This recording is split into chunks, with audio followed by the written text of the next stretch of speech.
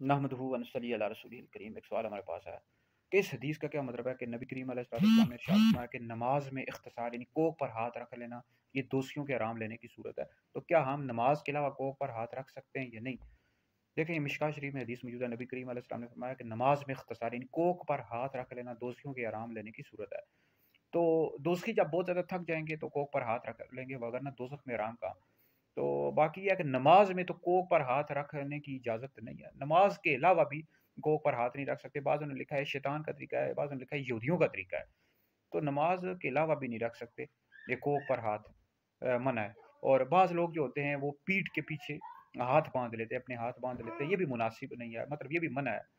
तो ये भी माशरती लिहाज से भी देखा जाए तो ये तरीका अच्छा नहीं है कि पीठ के पीछे हाथ बांध लेना। बाज़ लोग महफिल में बैठे होते हैं तो पीठ के पीछे हाथ बांध लेते हैं, ये भी दुरुस्त नहीं है, मुनासिब नहीं है। बहरहाल अगर किसी ने बांध लिए तो नाजायज़ और गुनाह नहीं है, गुनहगार नहीं होगा।